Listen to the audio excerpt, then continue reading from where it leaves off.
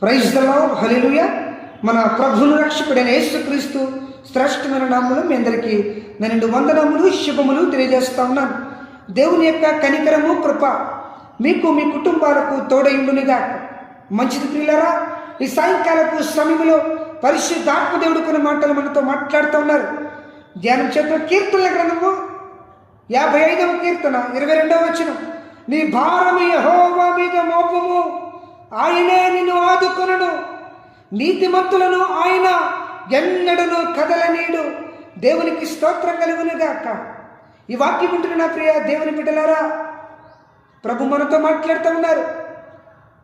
నీవు ఏ భారాన్నైతే మోయలేక సతమతమైపోతున్నావో, నీవు ఏ భారాన్నైతే మోయలేక దుఃఖపడిపోతున్నావో, నీవు ఏ భారాన్నైతే మోయలేక అనేక నిద్ర లేని రాత్రులు గడుపుతున్నావో,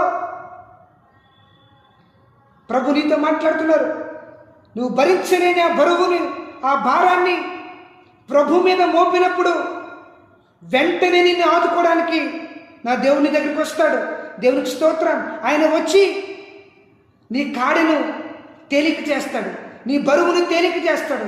తద్వారా నీకు మనశ్శాంతి, నెమ్మది, దేవుని ఆదరణ, ధైర్యం నువ్వు పొందుకోగలుగుతావు. దేవునికి స్తోత్రం.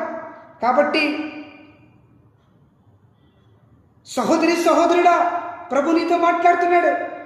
భవిష్యత్తు ఏ భారమైనా, ఒకవేళ ఆర్థిక ఇబ్బందులనే భారమైనా, కుటుంబ భారమైనా, నువ్వు ఏ పోరాటం గుండా వెళ్ళినా నీ భారాన్ని ఆయన శక్తివంతమైన హస్తాలకు అప్పగించినప్పుడు దేవుని యొక్క ఆదరణ, ప్రభు యొక్క కార్యాలు మీ కుటుంబంలో మీరు చూడగలుగుతారు. దేవునికి స్తోత్రం. కాబట్టి ప్రభు మీద భారం వేద్దాం. ప్రభు మాట్లాడుతున్నారు. ప్రయాసపడి భారం మోయించిన వారులారా, మీరు నా యొద్దకు రండి, నేను మీకు విశ్రాంతినిచ్చేదను. అది ఏ ప్రయాస అయినా ప్రభు మీద భారం వేసినప్పుడు నీకు నెమ్మదిని, మనశ్శాంతిని, ధైర్యం చెడిన నీతో ప్రభు మాట్లాడుతున్నాడు.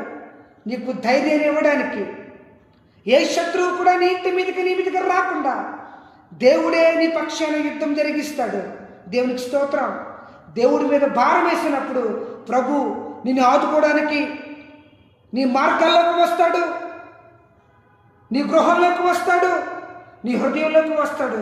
దేవుడి మీద భారం వేసినప్పుడు అద్భుతాలు నా దేవుడు మన కుటుంబంలో జరిపిస్తాడు. మన చేయి పట్టుకుని దేవుడు మనల్ని నడిపిస్తాడు. దేవునికి స్తోత్రం. నీతిమంతులను ఆయన ఎన్నడూ కదలనీయుడు. వాక్యము తేటగా మాట్లాడుతున్నది యాకోబు పత్రిక